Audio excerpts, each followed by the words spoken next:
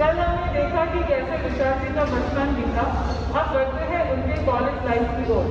Characters: गुरुदेव Shubhangi Srinivas, 5 brothers, विशाल जी खुशी जी दत्त, आशीष जी रिद्धि जी भंडारी, प्रकाश जी खुशी जी श्रीमान, गौतम जी जिनिषा जी भंडारी, विनय जी पूजा जी नंदावत, उपाध्याय ब्रह्मा लकी जी कोठारी, पायल जी राजू जी विद्या, प्रवीण जी रशिका जी कांता।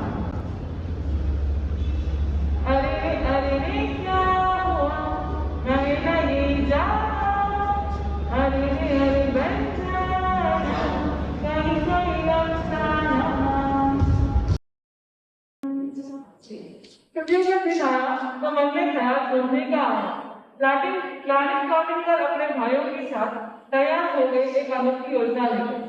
गुरु दर्शन और विहार को बनाया अपना निमित्त और बनाया घरवालों को अपने प्लान से सिले। अब पहुंच गए छत्तीसगढ़ विवाह सेवा में गुरुदेव के बॉडीगार्ड बनकर।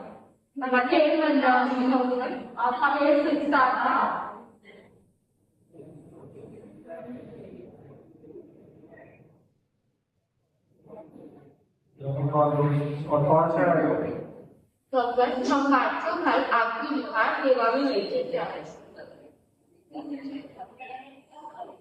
इस तरह 5 भाई गुरुदेव की सेवा करते हैं।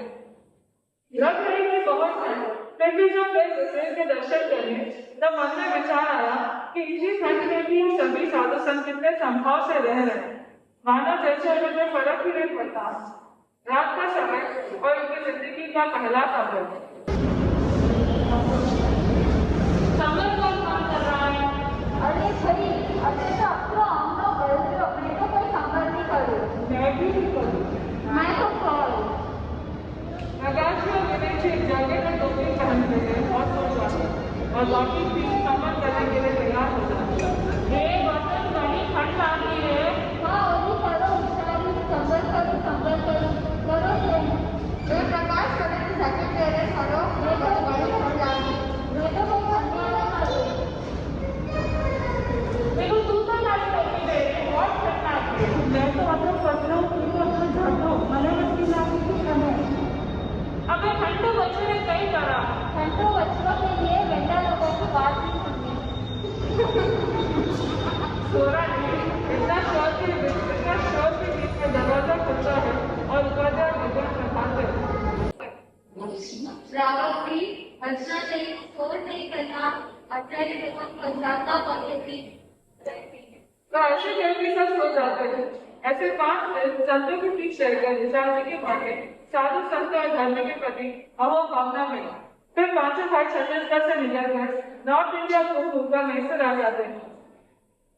थोड़े समय बाद आचार्य भगवान नजर के आसपास विहार करते हैं तो पहाड़ी में जगह खाली होती है। तब प्रवीण जी विशाल जी को पूछते हो, विशाल गाड़ी में जगह आगे के विहार से नाम चल रहा वेल्लूर तिरुपति पहाड़ों की जगह। मुझे तो घूमने मिल जाएगा। एक काम करता हूँ, हाँ बोल देता हूँ। हाँ बोलो, बाइक में जगह तुमको मैं आऊंगा। ऐसे करके सब विहार सेवा के लिए गुरुदेव के पास निकल जाते हैं। विहार के बाद मैसूर से जो भी आए वो आचार्य भगवान के समक्ष उपस्थित हो जाते हैं और प्रवीण से अपनी भाव व्यक्त करते हैं।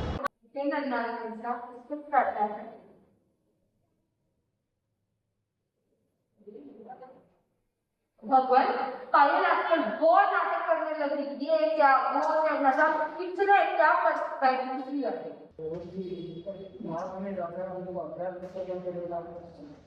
ऐसा एक दिन में मोक्ष चली जाएगी।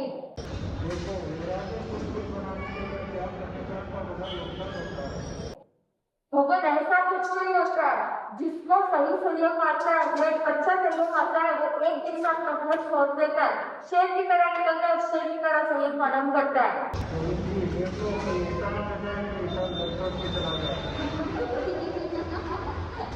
भगवान आपने लिया तो किसका नाम हुआ?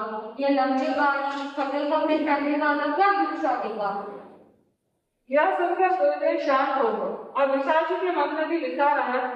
गुरुदेव ने अगर सभी प्रभुआ के भाई उन्हें का नाम ले दे तो समझ भी आता, पर मेरा नाम क्यों लिया? इस रहस्य को किसी को समझ में न आए। फिर सब वापस मैसूर आ जाते हैं। विशाल जी को सीढ़ी देखते हुए होते हैं। पायल जी और विशाल जी के बीच में एक संवाद होता है। विशाल दुनिया आपस नहीं कर जाओ टीवी देख लो सारे क्या कर रहे हो दो ही काम एक साथ करो कहीं भी करो खड़े के लिए ना देना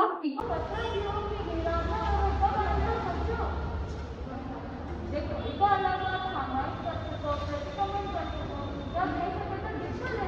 जब देख दीक्षा को मैं कहूँ ना पर जल्दी का 70-80 इयर्स को मैं जल्दी रहूँ ना दीक्षा अपन नहीं लगा वालों में करो देख फिलहाल तो मैं म्यूजिक सीख रही हूँ मेरा बैंड भी तैयार हो जाए देश विदेश में कॉन्सर्ट करूँ और दिखो मेरा क्यों मारा देख मेरी लाइफ की 3 इच्छा है पहली इच्छा है बहुत पैसा कमाना दूसरी इच्छा है देश विदेश घूमना और तीसरी इच्छा है फेमस रहना पॉप स्टार बनना या 3 इच्छा मेरी पूरी हो जाए पॉप स्टार बनूं तो मेरा खूब पैसा कमाना नहीं मैं कॉन्सर्ट करूँ तो परफॉर्म करूँ तो देश विदेश भी घूमना मिल जाए और म्यूजिक करूँ तो पॉप स्टार तो सेलिब्रिटी गली से तो अंत में मैं तो वर्ल्ड फेमस गई जाऊँ देख 50 साल तक काम करूँगा इसका कुछ रिटायर करना अफ्रीका से चले जाओ अफ्रीका में खूब गरीब की मदद करूँ मैं देखो भैया आपकी भावना तो बहुत अच्छी है पर माइक में एक बार ले लो बोलो दूसरा तेरू का वायु पर जियो के इंसान वगैरह ना मैंने सोचा देख कर भी बहुत ज्ञान में जाए तो इनका रखो जाना ठीक है भैया मेरे पिताजी जी सोचते हैं कि भारत सिंह ने जो कहा वो सत्य है तब उनका मन चिंतनशील हुआ और सोचने लगे कि मेरा अंतिम लक्ष्य क्या है अफ्रीका के लोग